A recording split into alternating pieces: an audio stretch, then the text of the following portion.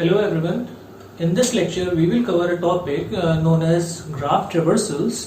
Basically here we are going to discuss two traversal techniques. One is known as breadth first search and another one is known as depth first search. तो इस topic को start करने से पहले इन दोनों के बीच का technical difference समझ लेते हैं कि ट्रेवर्सिंग में ये जो दो अलग अलग टेक्निक्स हैं ये किस तरह से काम करती हैं। तो अगर हम पहली टेक्निक की बात करें विच इज बीएफएस ये कहता है कि सपोज आपके पास कोई ग्राफ गिवन है, उस ग्राफ में आपको एक स्टार्टिंग नोड पहले से दी जाएगी जहां से हमें ट्रेवर्सिंग स्टार्ट करनी है। सो बीएफएस क्या करेगा, उस नोड को पहले प्रोसेस करेगा, उसके बाद उसके जितने भी नेबर्स होंगे उनको प्रोसेस करेगा, फिर नेबर्स के नेबर्स को प्रोसेस करेगा एंड सो ऑन। ये तरीका है बीएफएस एल्गोरिथम का।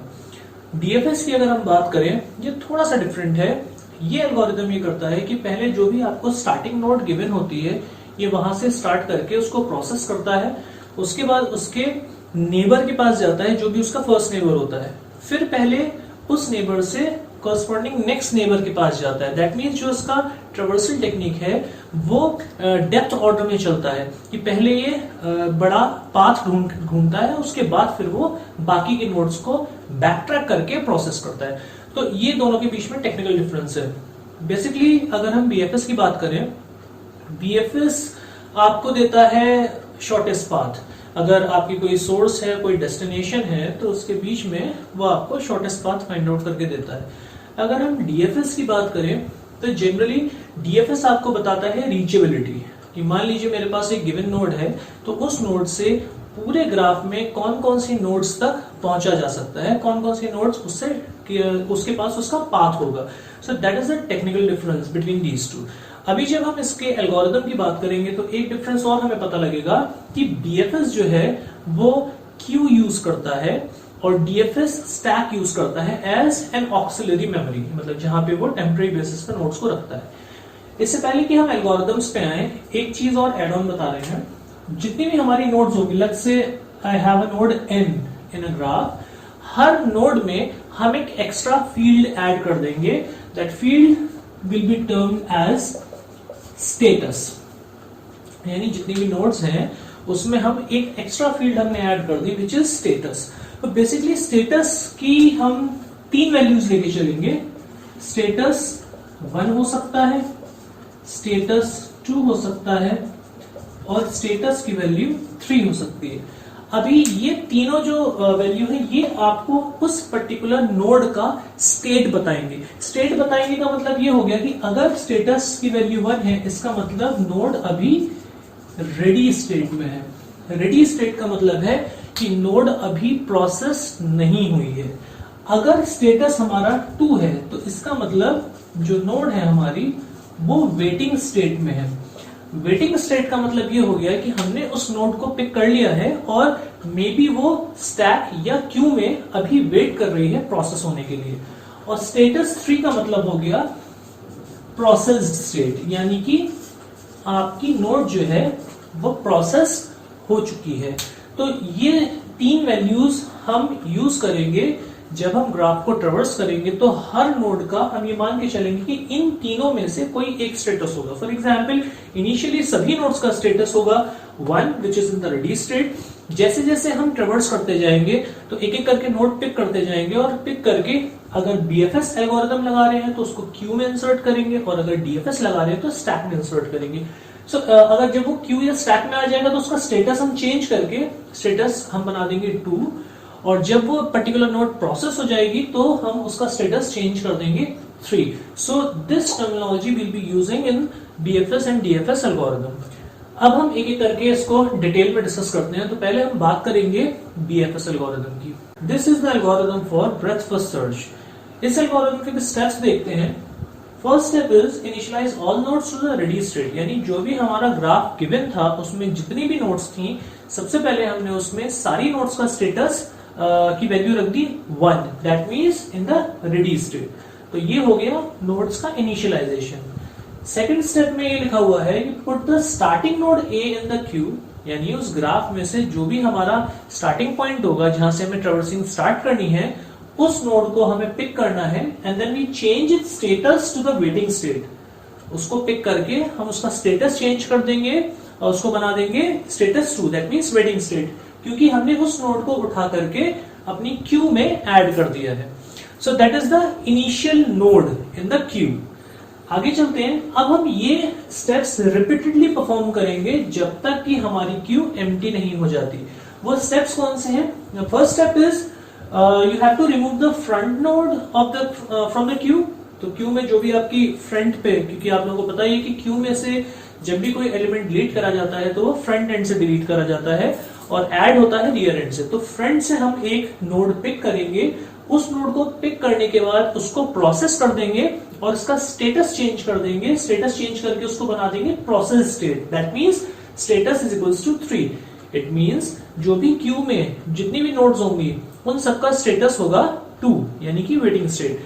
अब हमने क्यू में से एक नोड को पिक करा, उसको प्रोसेस कर लिया, तो अब उसका स्टेटस चेंज हो जाएगा और अब हो जाएगा प्रोसेस स्टेट, यानी status is equals to 3, right. Next, जब आपने उसको प्रोसेस कर लिया तो अब क्या करेंगे आप? उसके सारे नेबर्स को क्यू में ऐड कर देंगे। कौन से नेबर्स? जिनका स्टेटस अभी भी 1 है। So add to the rear of queue all the neighbours of n that are in the steady state, means the ready state। तो जो नोड अभी हमने प्रोसेस करी है, हम उसके सारे नेबर्स पिक करेंगे और ये देखेंगे कौन कौन से नेबर्स ऐसे हैं जिनका की स्टेटस 1 है, यानी कि वो रेडी स्टेट में है। ऐसी जितनी भी नोड्स यानी जितने भी नेबर्स हमें मिलेंगे उन सारे नेबर्स को पिक करेंगे और हम क्यू में ऐड कर देंगे और उनका स्टेटस चेंज करके कर देंगे स्टेटस 2।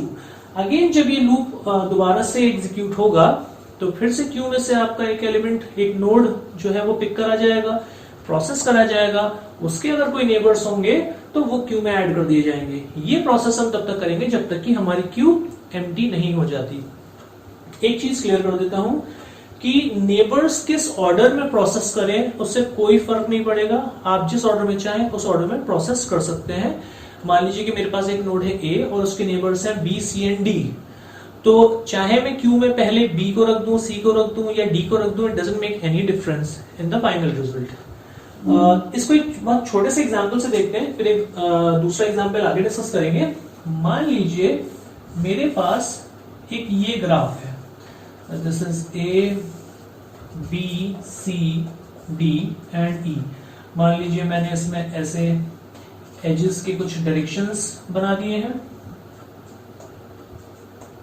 मान लीजिए मेरा this is the given graph और लेट्स से हमें इस पर बीएफएस एल्गोरिथम लगाना है और स्टार्टिंग नोड है हमारी ए। तो let's say this is my Q. अब क्योंकि ए हमारा स्टार्टिंग नोड था और जैसा हमने यहां स्टेप नंबर 2 में देखा था कि आप क्या करेंगे, जो भी आपकी स्टार्टिंग नोड है उसको लेंगे और क्यू में ऐड कर देंगे। तो ए जो है वो यहाँ क्यू में ऐड हो चुका है और उसका स्टेटस हो चुका है 2, विच मीन्स अभी वो वेटिंग स्टेट में। अब हम क्या करेंगे, एक एक करके क्यू को प्रोसेस करना शुरू करते हैं। तो सबसे पहले हमने क्यू में से इस ए को पिक करा। अब इस ए को पिक करके प्रोसेस कर लिया और ए के जितने भी नेबर्स थे तो हमने ए के नेबर्स देखे। ए का नेबर है सी और ए का नेबर है डी, तो इसके दो नेबर्स है सी एंड डी। ये दोनों ही अभी रेडी स्टेट में है क्योंकि अभी तक हमने इसको क्यू में नहीं डाला है, तो सी और डी हमने क्यू में ऐड कर दिया। नेक्स्ट जो हमारा क्यू तो लीनियर ऑर्डर में ही चलेगी। नेक्स्ट जो हमारी नोड पिक होगी वो होगी सी। अब हमने सी को पिक करा, सी को पिक करके प्रोसेस करा, सी के जितने भी नेबर्स थे। अब हमने देखा यहाँ सी का कोई भी नेबर नहीं है क्योंकि इसमें कोई भी आउटगोइंग एज नहीं है, सारी ही इनकमिंग एजेस है। सो नेक्स्ट नोड जो हम पिक करेंगे वो करेंगे डी। हमने डी को प्रोसेस करा, डी के जो नेबर्स हैं वो है सी और ई। अब सी को तो हम नहीं ले सकते क्योंकि सी ऑलरेडी प्रोसेस हो चुकी है, तो हमारे लिए क्या बचेगा, केवल ई। अब नेक्स्ट टाइम जब लूप चलेगा तो क्यू में से नोड आएगी बाहर ई। हम ई को प्रोसेस करेंगे और ई के नेबर देखेंगे। ई का बस एक नेबर है सी विच इज ऑलरेडी प्रोसेस्ड, तो अब इसमें हम कुछ भी ऐड नहीं करेंगे। दैट मीन्स हमने यहां तक इसको ट्रेवर्स कर दिया है। अगर आप चाहें तो बैक ट्रैक करके आप शॉर्टेस्ट पाथ भी निकाल सकते हैं। कुछ ऐसे, मान लीजिए इसी नोड का जो भी पेरेंट है, पेरेंट मतलब कहां से वो आई थी नोड, उसको मैं ट्रैक करता चलूं तो ए तो स्टार्टिंग थी तो उसके पहले कुछ भी नहीं था। सी किसका नेबर था, ए का। डी किसका नेबर था, वो भी ए का था। और ई जो था वो किसका नेबर था, डी का। तो अगर आप बैक ट्रैक करेंगे, लास्ट नोड थी मेरी ई, यानी कि ई से बैक ट्रैक करेंगे, तो बैक ट्रैक करके हमें मतलब ई का जो पेरेंट था, जो सोर्स था वो था डी, इसको बैक ट्रैक करेंगे तो डी का सोर्स था आपका ए। इसका मतलब आप ये देख सकते हैं कि ए से लेके ई पर जाने के लिए शॉर्टेस्ट पाथ उसने बताया ए टू डी एंड देन ई। आप ई तक जाने के लिए जो रास्ता चूज करेंगे उसमें A D E which will be the shortest. अगर मान लीजिए यहाँ पे कोई और भी पाथ होता, मान लीजिए कि उसकी पाथ लेंथ और ज्यादा होती, तो बीएफएस आपको हमेशा कैलकुलेट करके देगा what ever the shortest path is. तो ये एक छोटा सा एग्जाम्पल लिया था हमने, अभी एक और एग्जाम्पल लेंगे। So this was the concept of BFS algorithm. Will talk about DFS first, then will discuss common example. चलिए बात करते हैं डेप्थ फर्स्ट सर्च एल्गोरिथम की। आप देख सकते हैं कि जो डीएफएस एल्गोरिथम है वो मोर और लेस बीएफएस जैसी ही है, केवल डिफरेंस इतना है कि बीएफएस में हमने क्यूज का यूज करा था और यहाँ पे हमने स्टैक का यूज करा है। स्टेप्स सारे आइडेंटिकल हैं। जैसे first step is the same, हमने सारी नोड्स को इनिशियलाइज कर दिया रेडी स्टेट में। सेकंड हमने क्या करा, जो स्टार्टिंग नोड थी हमारी, यानी जहां से हमें स्टार्टिंग करनी है ट्रैवर्सिंग की, उसको स्टैक पे पुश करा दिया और उसका स्टेटस चेंज करके कर दिया 2। देन हम इन स्टेप्स को रिपीट करते रहेंगे जब तक कि हमारा स्टैक एम्प्टी नहीं हो जाता। क्या करेंगे, एक नोड पॉप करेंगे, उसको प्रोसेस करेंगे और प्रोसेस करके उसका स्टेटस चेंज कर देंगे। उस जो नोड हमने पॉप करी थी उसके जो भी नेबर्स होंगे उनको हम स्टैक पे रख देंगे और स्टैक पे रखेंगे तो उसका स्टेटस चेंज करके चेंज हो जाएगा और हो जाएगा status 2। So this is how DFS works. मान लीजिए सेम एग्जांपल लेते हैं, अभी छोटा एग्जांपल। मान लीजिए ए से स्टार्ट करते हैं, तो अब क्या होगा, इनिशियली मेरे स्टैक पे ए आ जाएगा।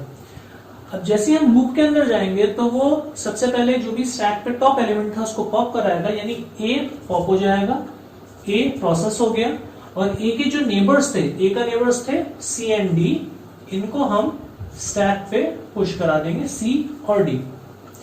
नेक्स्ट आइट्रेशन में अब की बार डी पॉप हो जाएगा।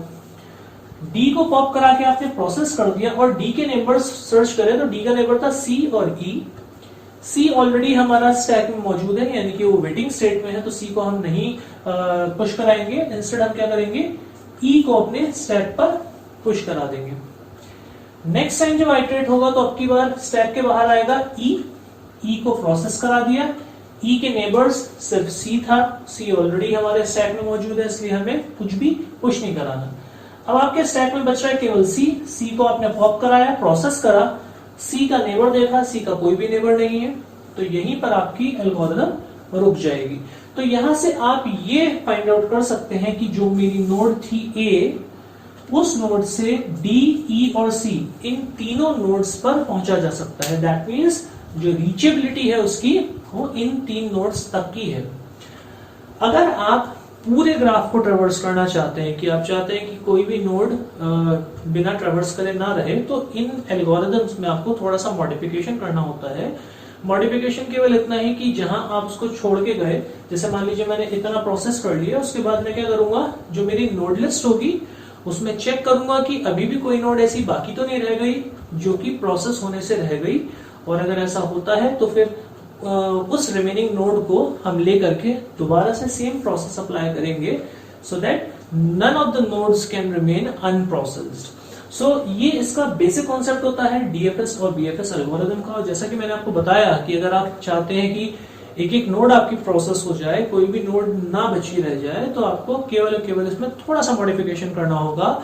और वो मॉडिफिकेशन ये है कि जो आप ग्राफ को मेमोरी में इंप्लीमेंट करेंगे, लेट्स से लिंक लिस्ट के थ्रू इंप्लीमेंट करा, तो जो नोड लिस्ट है, नोड लिस्ट में से हम ये फाइंड आउट कर लेंगे इस प्रोसेस के चलने के बाद कि क्या अभी भी कोई नोड ऐसी है जो कि रेडी स्टेट में है। अगर आपको वो नोड मिलती है, उस नोड को पिक करेंगे and we will repeat the same procedure again. So this was the concept of graph traversals. We have discussed 2 techniques, one is DFS and one is BFS. एक काम करते हैं, एक और एग्जाम्पल देखते हैं, दोनों तरह से ग्राफ को प्रोसेस करके देखेंगे, BFS से भी करके देखते हैं और DFS से भी करके देखते हैं। तो चलिए एक और एग्जाम्पल देखते हैं। मान लीजिए हमारे पास ये ग्राफ गिवन है और हमें इस ग्राफ को ट्रेवर्स करना है। तो पहले हम इस ग्राफ को BFS टेक्निक से ट्रेवर्स करके देखेंगे। लेट्स से BFS के लिए हमारी स्टार्टिंग नोड है ए, जहां से हमें स्टार्ट करना है। तो जैसा भी हमने एल्गोरिथम में देखा, इनिशियली हम सारी की सारी जो नोड्स हैं उन सबको का स्टेटस कर देते हैं 1, that means they are in the ready state. एक हम क्यू बनाते हैं और क्यू के अंदर हम जो हमारी स्टार्टिंग नोड होती है उसको इंसर्ट कर देते हैं क्यू में। तो दैट मींस ए जो होगा वो यहाँ क्यू में आ जाएगा। अब हम रिपीटेडली एक काम करेंगे कि हम क्यू में से एक नोड उठाएंगे, प्रोसेस करेंगे और उसके नेबर्स को वापस क्यू में ऐड करते जाएंगे। तो सबसे पहले हमने अभी फ्रंट हमारा इनिशियली यहाँ पे होगा, अभी हमने क्या करा, ए को प्रोसेस करा, ए को निकाला, प्रोसेस हो गया। और ए के जो नेबर्स थे, तो ए के नेबर्स हमारे हैं एफ है, सी है और बी है, ये 3 इसके नेबर्स हैं। तो ये जो नेबर्स थे, हम इन नेबर्स को इसी क्यू में वापस ऐड कर देंगे। So let's say the neighbours are F, C and B. अब क्योंकि ए तो हमारा प्रोसेस हो चुका होगा ऑब्वियसली, तो फ्रंट इस टाइम होगा यहाँ पर एफ पर। तो जो नेबर्स है हमने वो नेबर्स उठा करके क्यू में ऐड कर दिए। अब नेक्स्ट आइट्रेशन में हम प्रोसेस करेंगे किसको, एफ को। तो जब आपने एफ उठाया, एफ को प्रोसेस करा, उसके नेबर्स देखे, तो एफ का नेबर है डी, दैट्स इट। और डी अभी प्रोसेस हुआ नहीं है, तो ये जो डी था हमने वो वापस क्यू में ऐड कर दिया। एफ प्रोसेस हो चुका है। Next will be C. अब हम सी के पास गए, सी के नेबर्स देखे, सी का नेबर था एफ जो कि ऑलरेडी प्रोसेस हो चुका है। इसके अलावा सी का कोई भी नेबर नहीं है यहाँ पर, दैट मीन्स हम सी को प्रोसेस कर देंगे, कोई नेबर ऐड नहीं करेंगे। Now the next node will be B. अब जब हमने बी को देखा, तो बी का एक नेबर तो है सी जो कि ऑलरेडी प्रोसेस हो चुका है, और एक नेबर है बी का जी जो अभी प्रोसेस नहीं हुआ है, रेडी स्टेट में है। तो हमने जी को क्यू में ऐड कर दिया। So now B is also processed. अब नेक्स्ट जो नोड आएगी हमारी वो आएगी डी। तो अब जब हमने डी को देखा, तो डी के नेबर्स देखते हैं। डी का एक नेबर तो है सी जो कि ऑलरेडी प्रोसेस हो चुका है। इसके अलावा डी का कोई भी नेबर नहीं है, सारी इनकमिंग एजेस है। दैट मींस डी प्रोसेस हो जाएगा लेकिन कोई भी नेबर ऐड नहीं होगा उसमें। Now the next node is G. अब जब हम जी के नेबर्स देखेंगे, तो जी का एक नेबर तो था सी जो प्रोसेस हो चुका है, दूसरा नेबर है ई जो अभी रेडी स्टेट में है। तो ये हमने ई को क्यू में ऐड कर दिया। इसके अलावा जी का कोई भी नेबर नहीं है। सो जी प्रोसेस हो गया है, फ्रंट आ चुका होगा हमारा यहाँ पर। सो नेक्स्ट नोड जो हमारी पिक होगी विल बी ई। तो ई को हमने उठाया, प्रोसेस करा, ई के नेबर्स देखे। तो ई का नेबर था एक तो सी जो प्रोसेस हो चुका है, दूसरा नेबर है डी वो भी प्रोसेस हो चुका है, और तीसरा नेबर है उसका जे जो अभी रेडी स्टेट में है। तो ये जे हमने क्यू में ऐड कर दिया। सो नेक्स्ट जो एलिमेंट हमारा नोड जो क्यू से बाहर आएगी वो आएगी जे। अब हमने जे को पिक करा, प्रोसेस करा, जे के नेबर्स देखे। जे का नेबर है हमारा एक तो डी और एक नेबर है हमारा के। तो डी ऑलरेडी प्रोसेस हो गया है, के अभी अनप्रोसेस्ड है, तो हमने के को उठा करके कहां पे रख दिया, अपनी क्यू में। सो नाउ फाइनल जो नोड है हमारी दैट इज के। अब हम के को उठाएंगे, प्रोसेस करेंगे। के प्रोसेस के बाद इसका जो नेबर्स है के ई है वो ऑलरेडी प्रोसेस हो चुका है, और जी है वो भी ऑलरेडी प्रोसेस हो चुका है।